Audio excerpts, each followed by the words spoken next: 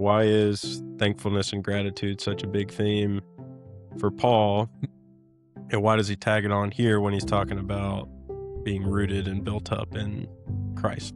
He goes on to say, like, Christ is doing all this work in you that isn't seen physically. I think the more you practice gratitude for the work that Christ is doing in you, then the less you feel like you have to do all these external forces, because you're spending time being thankful for the work that Christ has already done. And so you trust him more with the work he's going to continue to do.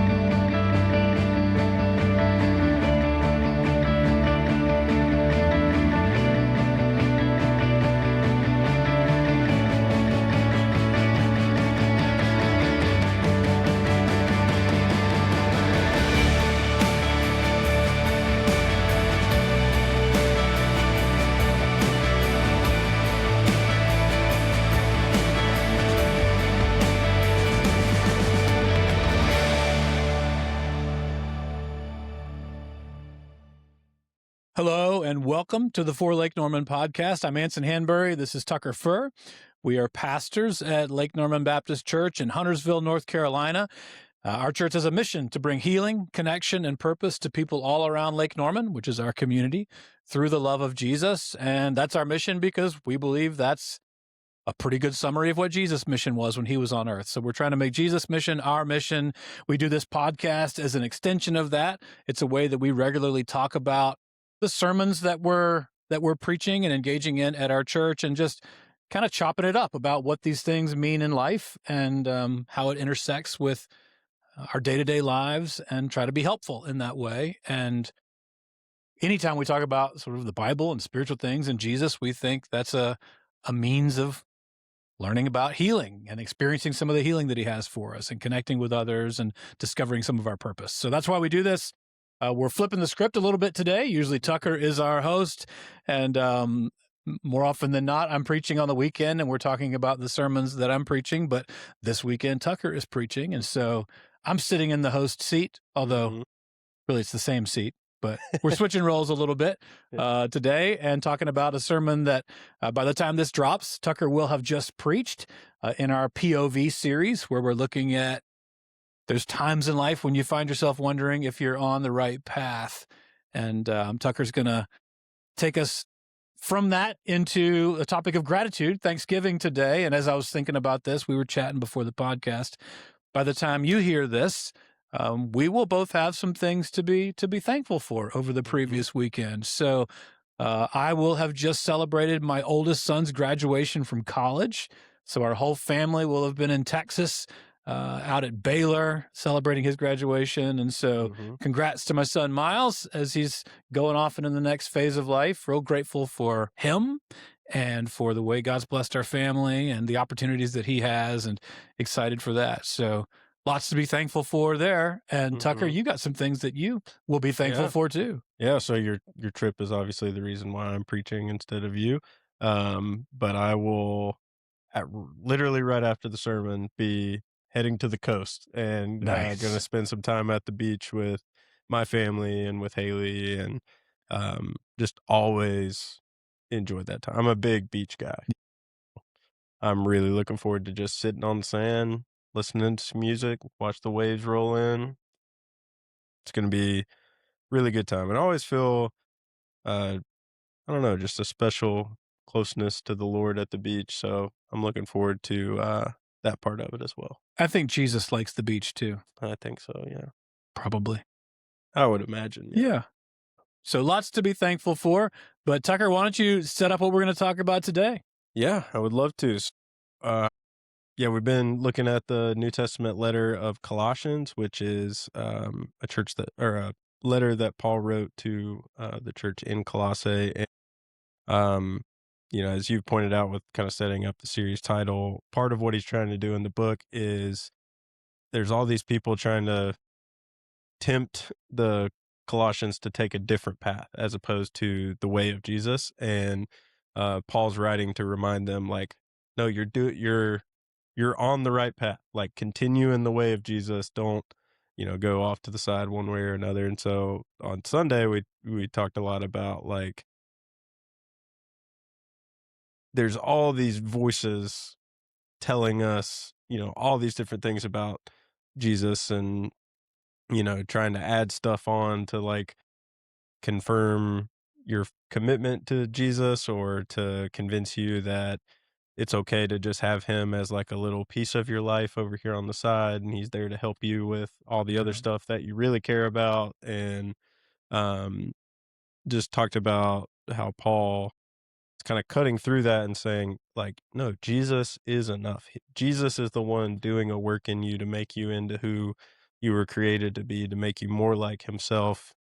And a lot of the way he's doing that is stuff that you don't even see externally, but that he's doing, um, whether it's easily recognizable or not. And so, one of the pieces he touches on in the passage that we didn't have a lot of time to talk about on Sunday, he opens by talking about continuing in the faith and being more rooted and established in Christ. And he says that the way you do that is um, being rooted and built up in him, strengthened in the faith as you were taught, and overflowing with thankfulness. And I think that overflowing with thankfulness part is a Hmm. interesting thing he includes there at the end of that. And if you've read any of Paul's other letters, it's obvious that this is a theme Paul comes back to over and over again, the concept of thankfulness and gratitude. It's seen in like the letter to the Philippians and the Ephesians, and usually, actually, a feature of his letters is almost always, except for I think Galatians is the only one that doesn't have it, is he'll have a whole prayer of thanksgiving for those people and for what Christ is doing in those people. So thankfulness matters a lot to Paul. And I think in the context of this passage, he adds that in because the more thankful you are and the more you take time to really think about what Christ is doing in you and experiencing gratitude for that, the more likely you are to trust that he will continue to do the work and not listen to these voices convincing you to that you need to add something else on or check this box. You'll be more convinced that Jesus is enough the more you practice gratitude for what he's already done and what he is doing in your life. And so I just wanted to take our time today to really talk about this practice of gratitude and thankfulness that Paul seems to really care about. And I've grown to have it be a priority in my life, and it's made a big had a big impact, made a big difference in my life. So thought Good. we would talk for each of us, just kind of, you know, maybe if there's seasons where we didn't really practice gratitude and thankfulness much, and then if there's, currently if we do, just what that has done for us and how it's changed us. And there's some other stuff I could share, just like scientifically about what gratitude actually does to your brain. Um, but yeah, that's kind of what I was thinking we'd talk about today. I think that's a great topic. And it's not just Paul's letters. I mean, you could go back into the Old Testament as well, Mm-hmm. into the Psalms. One of the famous Psalms, enter into his courts with thanksgiving, or enter into his house with thanksgiving, into his courts with praise. Yeah. Um, it's central to our relationship with God throughout the Bible. Thanksgiving is. And as you were setting it up just a minute ago, talking about when we're more thankful, it helps us to see what he's doing in our Mm-hmm. lives to keep us from, wandering off the path. I think when we notice the details, stop and give thanks for the things that's sort of connected to becoming more and more aware Mm-hmm. of what he's doing in our lives. So it seems like that's probably going to more thankfulness means we notice more things. We notice Mm-hmm. more things. We have more to be thankful for, and to kind of keep us on this path. So yeah, I think this is a great topic. I Mm-hmm. think it's central to the message of the Bible from beginning to end. Mm-hmm. And yeah, like you said, lots of practices in our lives, and always interested to hear what you've been reading on the science side. You Yeah. you Well, it's seem stuff I learned a while ago, so yeah, it's not stuff I'm currently reading, yeah. but yeah. Yeah, but It's, you're always good for a little data yeah. on how these things work out. Yeah, which, I've mentioned on the podcast, but it was kind of, the Lord kind of forced me into learning some of that stuff Yeah, because I went through a season where I was just really struggling with my mental health and just, yeah, like, negative thoughts, anxieties, just all kinds of stuff like that, and so just actually diving into how our brains work and what are some things you can do to kind of break out of that stuff was really helpful for me. yeah, And gratitude was at kind of the tip yeah, of the spear of one practice you can implement to really help rewire and shape your brain to pull you out of yeah. some of those types of thinking patterns. Well, that might be a good place to start. I'd be interested in hearing like what's personal to you as you think Hmm. about maybe that time in your life and what Yeah. difference an intentional practice of Thanksgiving made.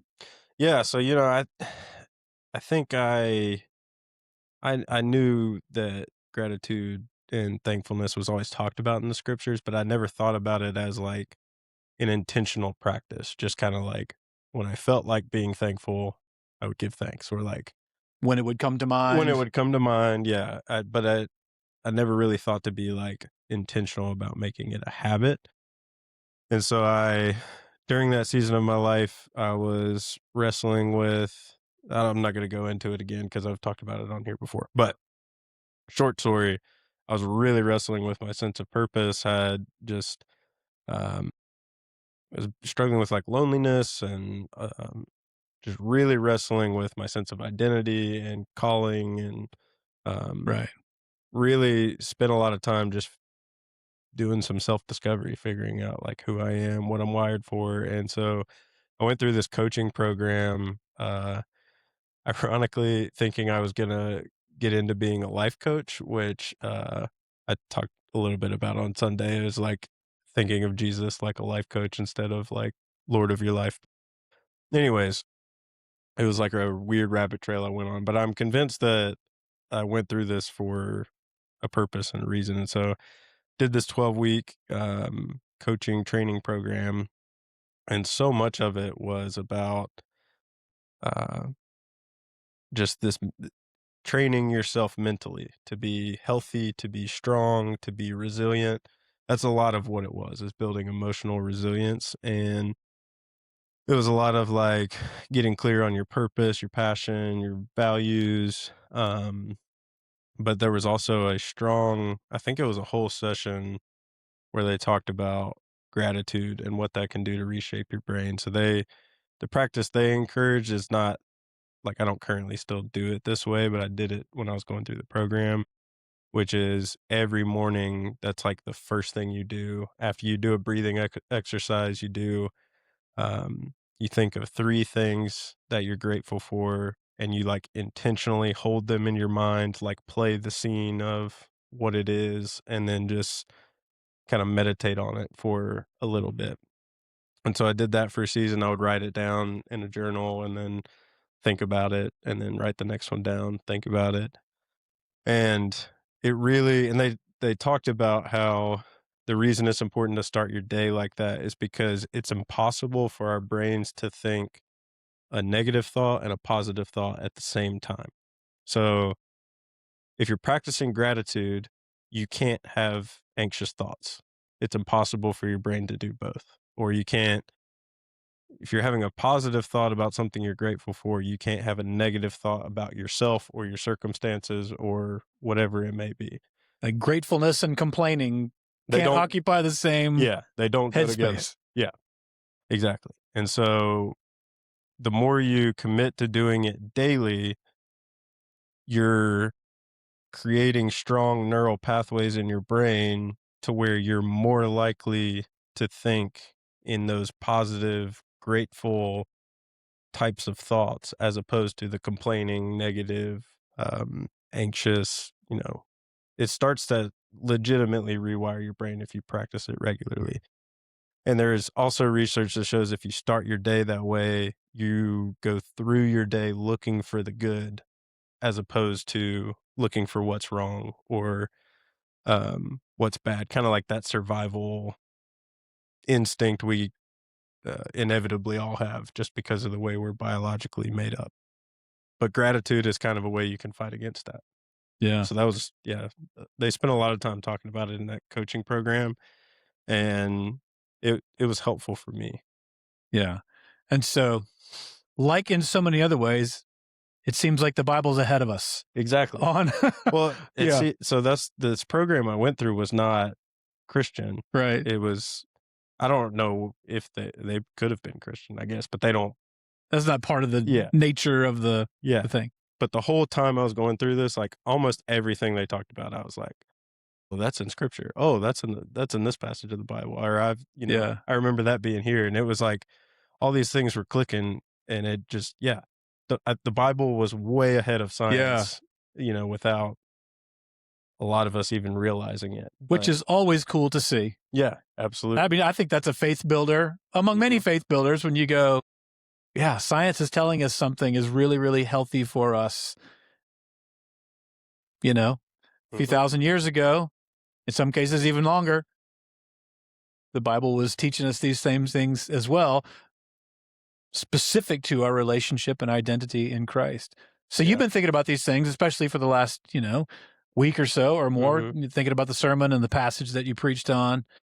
So overlap kind of what you just shared about the practical neurological benefits of gratitude, thankfulness that you've experienced, and the kind of specific thankfulness that you see in this text Yeah. that we're being encouraged toward. Yeah, and, real quick before I do that, just your comment about science made me think of this, but I was just listening to something where they were talking about, it was one of the alpha sessions that our young adult small Yeah. group's doing, and have you ever heard of John Lennox?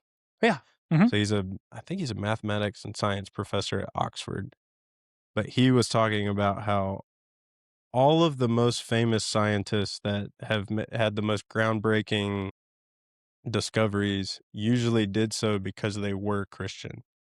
Being Christian and their faith in God was what fueled their desire to study science, because they were like, if this world what does have a creator that used logic and reason and all the things to bring this world into being, then I want to know what was behind that. And so that's what fueled their kind of discovery. So I think So a those lot things line right up. yeah, so I think a lot of people view like science and Christianity as at odds, Right. when in reality, so many of our great scientific discoveries came because they were held together as like Right.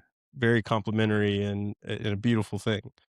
It's kind of science was a study of how to see God's creative work at hand in the world in a Yeah. way. So that's That's why, also encouraging. yeah. Yeah. So I do think that's why we see Yeah.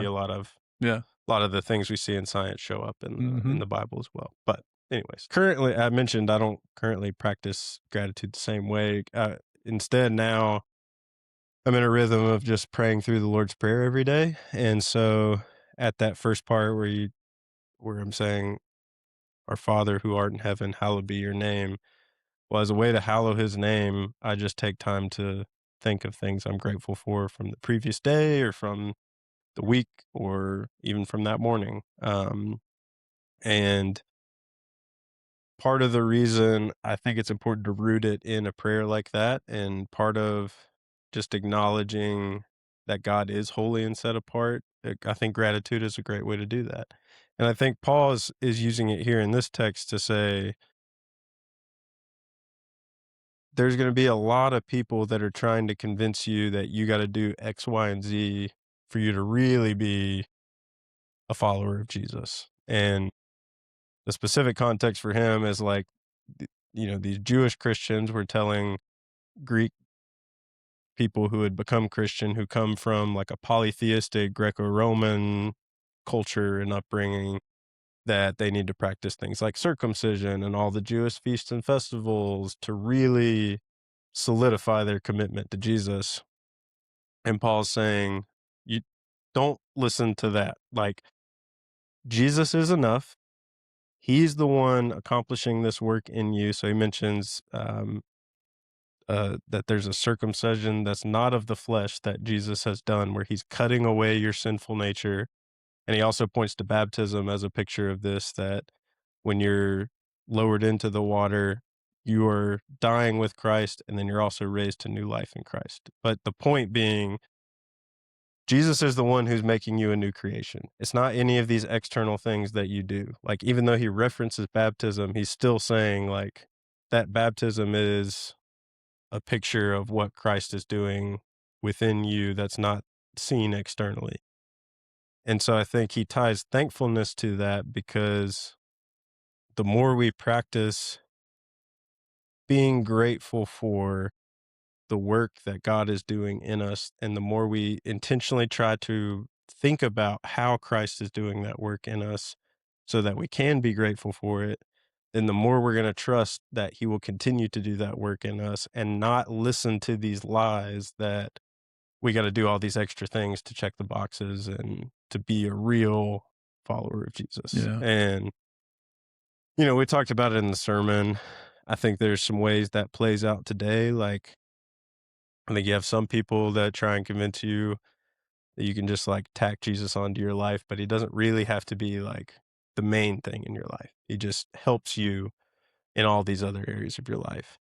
And then you have another population that, you know, is coming from religious people that would say, it's great that you believe in Jesus and all, but you need to be at church every time the doors are open. You should dress like this when you come. Don't drink those things. Don't hang out with these people. You should never have tattoos. Don't Et cetera, et yeah, cetera. don't Yeah. watch this stuff. Don't listen to this music. And it's like, just go down the list. It goes on and on and on. And if you're practicing being mindful and grateful for the work that Christ is doing in you to make you more like Jesus through the power of his spirit, then none of those things are going to sound appealing to you, because Jesus is ultimately the one Right. doing the work. And just because you dress a certain way when you come to church does not mean that you're becoming more like Jesus, or just because you are at church every time the doors are open. If it's if you're losing sight of Jesus in that, and it's just becoming a box you check, then Paul would say you're missing the whole point. So Mhm. I would say practicing gratitude just makes you more aware and mindful that Jesus is enough, and Yeah. that the work he's doing in you is enough. Yeah. And you're more aware of how he's working in your life. As I'm hearing you talking about this, two things come to mind. One, how frequently circumcision comes up in the Bible. And if I'm new to the Bible and the things of Christianity, I don't know that I would expect a conversation about Jesus and gratefulness Yeah. immediately springing up like, hey, let's talk about circumcision also. Yeah. So give us a little, why circumcision? Where did that come from? What's the biblical idea there? Hmm. Why does this show up in a passage about gratitude? Yeah. Yeah, it was funny when you said this was the passage I was gonna be preaching on. I remember coming to you and be like, "Wow, Anson, you gave me the one that talks about circumcision." Circumcision. So, yeah, in the Old Testament, God institutes circumcision as a practice to di distinct I Distinguish? distinguish, yeah, Israel from, all the other nations. The significance of it is God made a covenant with the people of Israel, which is a covenant just means promise, that he was going to make them fruitful and multiply, and that he would, through them, bless all the other nations through the way that he was going to love and care for them. Right. And so this physical act of circumcision, which people still do today, even if Yeah. they're not connected to Christianity or Judaism. It's the normal Western practice for Yeah. males. Yeah, Yes. it's become a normal practice. Yeah. But it was instituted then because God wanted to have this picture of this promise he was making. And that was a symbol of that promise that he made with Israel. Yeah. And it was a way to distinguish them from all the other nations, because all the other nations weren't practicing Yeah. circumcision. Yeah. And still seems like a strange symbol of a promise, Yes, it right? does. Yeah. But it would be something that, I mean, not everybody could see who's circumcised and who's not, Mhm. but they would know. Mhm. The Jewish men would know that they were different Mhm. from the non-Jewish men all around them. Yeah. And that's kind of similar. The spiritual principle is this circumcision of the heart. It's a spiritual distinction that isn't visible on the outside, but Mhm. those who know Jesus know that they are different. Yeah. Like when you become a child of God, when you become a follower of Jesus, it's a spiritual mark Mhm. on us that distinguishes, the new life that Jesus brings. So Mhm. yeah, for our sensibilities, it seems like an odd thing to be talking about when you're Yeah. talking about Jesus, but you know, it's out of this, rooted in the Old Yeah. Testament. And I think there is something to, this physical thing that if that's you, you know it, and it helps you with your identity Yeah. as a child of God and as one of God's people. Yeah, I think that's primarily the reason he gave this physical expression of this promise he was making to them, is so that they could remember that he had set them apart and made Right. this promise with them, because of how, I mean, if you've read the Old Testament, Israel is a very forgetful people, just like you and I Yeah. are, and we are. Yeah. And so putting something like a symbol like that in place is there to help them remember Right. who they are. They're God's chosen, beloved people, and he's going to use them by partnering with them to bring blessing to all the nations, which shows just God's character and love for everyone, for the Yeah. world. And it's a reminder of that as well. But what Paul is saying here is, while that was great for Israel, now that Jesus has come and he lived the life he did and died and resurrected, now that blessing has come to all nations in the person of Jesus. And so there's no need for this distinguishing. This physical distinguishing Yeah. mark. Yeah, Right. because Jesus has made a way for that covenant promise to be extended to all people. And so now he's saying there's a there's a circumcision that's not of the flesh, because of Jesus and him sending his Holy Spirit, that can take place for all people. And you don't need to add the previous physical thing, because you already have Jesus Yeah. and you already have his Spirit. Yeah. So there's a lot there, Yeah. but as we talk about it, it strikes me, if something is physical, especially as personal as circumcision, you know it. Like you notice it. You don't have to work to know that, these physical things. But if something's spiritual, it's harder to see. Mhm. It's harder to perceive spiritual realities than physical realities. Mhm. And I wonder, this is the second thing that came to mind as you were talking. I wonder if that's where gratitude comes in, is so important, Mhm. because it helps us notice and pay attention to spiritual things, Mhm. which aren't so obvious for us to see Yeah. all the time. Like your framing of different ways that people tell us Jesus isn't enough. So, Mhm. kind of a worldly perspective. Yeah. Jesus is fine to add on to your Mhm. set of beliefs and practices, but all by himself, well, I mean, surely you need more than that. Like he's Yeah. not enough to be your full guide for life. You need to get into some other things also Mhm. alongside Jesus. So he's not enough, you know. Um and I think maybe some of that is because some of these other things have more tangible, noticeable Mhm. impact in our lives. Like I need to whatever, I need to get into really into diet and exercise, and I need to really get into, Mhm. yoga practice, and I need to really get into Meditation. hobbies and Yeah. meditation, things that feel more tangible to Mhm. us.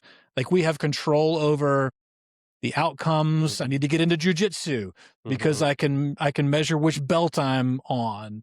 Um, it's easier for us to wrap our minds around things and to notice and track progress Mhm. on physical, tangible things. Yeah. Kind of like you can't mistake circumcision. I mean, you know what's happening. Mhm. These other things, yeah, we feel like more connected to them.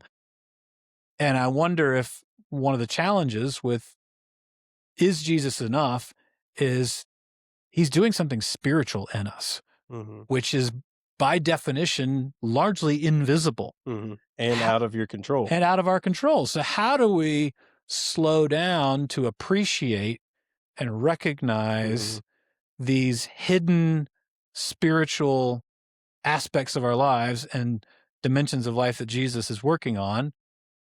Seems like gratefulness, Mhm. practices of gratefulness and thankfulness would be very, very helpful Yeah. to help us connect in with really the most important things, the things that are enough Mhm.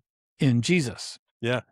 Yeah, and it's, I was listening to a podcast, with, Andy Crouch, I'm Yeah, sure I you've like Andy read, Crouch. and they were talking about I just don't know Andy Crouch, right, but yeah, I yeah, like what I've read from Andy Crouch. yeah, yeah, and he Andy, was if you're listening, I mean, yeah.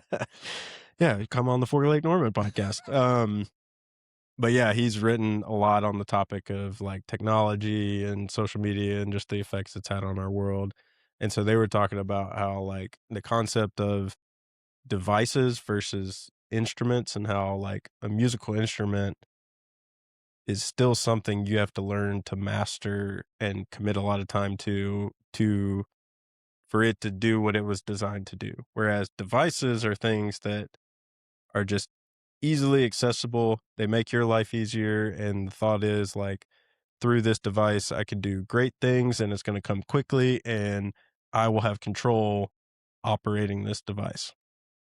And John Mark Comer was the one interviewing him and he was like, spiritual formation is the exact opposite. It's slow and often doesn't seem great or grand or like these big expressions, and it's completely out of your control. Mm-hmm.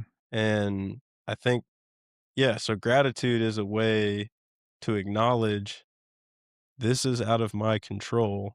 Therefore, I'm there's nothing I can take credit for, but it's all Christ in me. And so I need to be thankful for what he's doing. And the more I'm thinking about what he's doing, the more I'm surrendering to his work in me and partnering with him so that I can be changed, so that Mm-hmm. I can be transformed, as opposed to I got all these self help strategies Mm-hmm. to where I can 10x my career or, whatever it is, optimize my health or whatever, and I'm just gonna bring Jesus along for that journey, but I'm still gonna have control because I can track everything and have these metrics, and the following the way of Jesus is just not that. You can't you can't do it Right. that way, and gratitude helps us to slow down and actually, honestly remind ourselves that we're not the ones in control of this process. Yeah. Yeah. So the distinction between a practice of gratefulness and just a response of gratefulness seems important too, because Mhm, I think intuitively we think, well, we're grateful as a response to something that happens. mhm, So, it's a reaction to something that comes, which yeah, it is, mhm, but it doesn't have to only be that. I think where we can have some control over what we notice is what you've been talking about, is intentionally starting with, all right, let me sit down and think about what I have to be grateful for rather than just waiting for something to pop into my head or an experience that strikes me in the face as great and I can't help but be grateful. Seems to me one of the ways that we can actively engage in the spiritual work of Jesus in our lives is by intentionally stopping to ask the question, what do I have to be grateful for? mhm, And it means exactly what you're saying. Make it a practice of choosing to think about yeah, what we have to be thankful for. yeah. Because I think the temptation is for us to begin a relationship with Jesus and we're like initially grateful that he saved us, that we have forgiveness of our sins in him, and we've been invited into a relationship with him. But then moving forward, it can be hard for us to see how he's actually intimately involved in all the areas of our life. It's just like, okay, great. I got my personal relationship with Yeah. God. Check. Super thankful for that. but then we just like coast through life and Yeah. don't see how he's, influencing Right. every aspect of who we are in our lives. And When we slow down and notice more, discover more, begin to appreciate more of what Jesus is doing, those hidden, invisible things, that we'll discover Jesus is enough. Mhm. Like exactly what Paul is saying. Like maybe we won't feel so tempted to go searching on other paths for things that feel more tangible. Mhm. The more dialed in and connected we are to what Jesus is doing in our lives, which I think is a mark of Christian maturity. And Mhm. it should be true that the longer we're, time doesn't do it by itself. Just more time going by doesn't mean we're going to get more mature Mhm. just passively. But as we actively try and practice these things, I think we can expect that over time, we are more naturally aware of what God is doing in our lives. And that comes through a consistent practice of being grateful. Mhm. 'Cause gratitude isn't a practice of gratitude isn't unique to Christianity. I think there's a lot of people, probably a lot of life coaches that would tell you to implement, gratitude as a Even just practice, general, just yeah, general. yeah, But I think what separates the Christian practice of gratitude is you're not just grateful for like things you're doing. You're grateful for the work of someone else, and you're choosing to surrender to him and his work in you. It's a partnership, an invitation to partnership. Whereas just gratitude in general is just acknowledging the things that are going well in your life, I think, if you right. boil it down. Sure. But I think Christian gratitude and thankfulness is an invitation to something much deeper. It's acknowledging the good in your life while also leaning further into a partnership with Jesus to make you who you were truly created to be, Hmm. which to me sounds much better than just this practice is going to help me see more good things in my Yeah, yeah, life. it is. It builds on a good thing, and it's Yeah. it's richer and deeper than that. Hmm. So that's good. Yeah. What else is rolling around in your head around Around Thanksgiving and Thanksgiving, things like that? I know well, Thanksgiving is your favorite I holiday. was about to I say mean, that. we Yeah. can't have a conversation about Thanksgiving without talking about Yeah. Thanksgiving. Which I just heard this recently. Do you know which president instituted Thanksgiving as a holiday? FDR, No. Try again. Grover Cleveland, Abraham Lincoln, Abraham Lincoln. which moved him a little further up my list. Although my buddy Johnny, who's a sixth grade history teacher, says Abraham Lincoln's his least favorite president. Get out of here, Yeah, Johnny. he has a lot of reasons why. He's talked Hmm, to me about it before, and I was like, well, you kind of got a point. But I don't want to hear about it. coming up with Thanksgiving, instituting Thanksgiving as a holiday, that outweighs a lot of wrongs. Okay. Um, yeah, I don't know. Or do you have any specific practices of gratitude in your life, like just personally or with your family or anything like that? So the most, I guess, identifiable rhythms, in our family would be, prayers with the kids at night. And they Mhm. always include kind of a rhythm of, noticing some simple things to be Mhm. grateful for.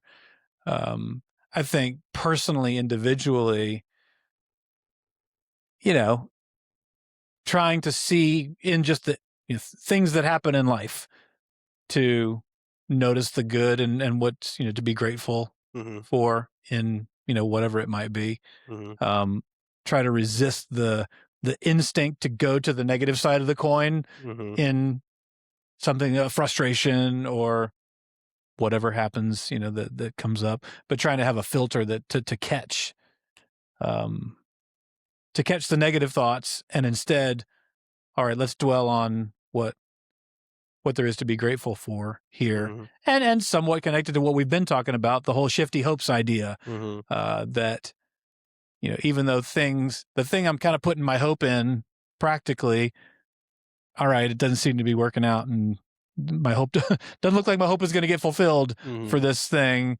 The quicker I can shift my perspective, my point of view, and say, all right, even though I'm a little disappointed in this, I wonder what God is doing that in Mhm. the end I might actually be grateful for. Mhm. And having that as a front of mind practice to just be aware of our, my own tendency to allow my cycle of hopes and disappointments to get driven by Mhm. daily stuff. Yeah. I think that, it's a related practice. Yeah. Yeah, another one I was thinking of in connection to the Thanksgiving holiday, a couple years ago, Haley and I started a tradition of because we do 2 meals on Thanksgiving Day, so we go to, like, her family and do lunch and then go to my family that lives here and do dinner, and it's, like, 45 minutes each place in the car, and so the whole drive there, we don't put it on music or anything, and we just take turns saying things that we're grateful for or thankful for from the previous year.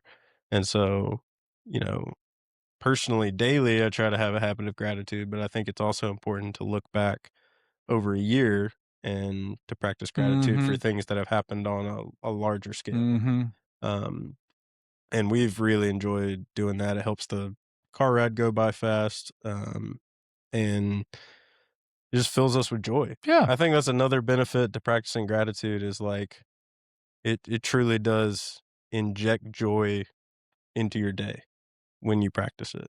Mhm. So that's another one for that Haley and I kinda do together, and I think it's great to do it with yeah, whether it's praying over your kids or just times where you can practice gratitude as a family, I think is really important, or with other people. Yeah. I think that's really important. And there's all kinds of different ways to do it, you know? Yeah. So there's not one right way or one way that works best. Yeah. But the way that doesn't work is if you just don't do it at all. So you got to start somewhere. Got to start somewhere. That's a good takeaway. Be Hmm. thankful. And when we're thankful, we're grateful, we're helping remind ourselves that Jesus is enough. Hmm. And this path that we're on of following Jesus, he's going to do in us what he wants to do. And we can rest in that. We can trust in that and stay on the path. So Hmm. thank you for bringing a good topic today, Tucker. Happy to. Getting us talking about a good thing with gratefulness and Thanksgiving. And hopefully that'll spur all of us to be a little more grateful and intentionally grateful this week as we stay on the path. One thing I'm grateful for is our church, Yeah. because just the practice of being a part of a church and showing up week in and week out Hmm. helps us stay on that path. If you're looking for a church, we'd love to have you, Lake Norman Baptist. But more importantly, wherever you are, find a church, Hmm. to plug in, whether it's with us or with somebody else, because we all need help staying on this path. When Yeah. we're trying to do it alone, whether it's in an area of gratitude or anything else, it's just harder to keep going. So it's easier to do it in community with others. So would encourage everybody to stay in community, practice Hmm. gratefulness, see that Jesus is enough, Yeah. and we'll keep staying on the path next week, and hope to talk to you then. Hey everyone, thanks for listening to the end of the episode. If you're enjoying these conversations each week, do us a favor. Hit that subscribe button right here on YouTube or the follow button wherever you listen to podcasts. It's quick, it's free, it's easy, and it makes a huge difference in helping our podcast reach more people in the Lake Norman community. Thank you for supporting the For Lake Norman podcast, and we hope you have a great week.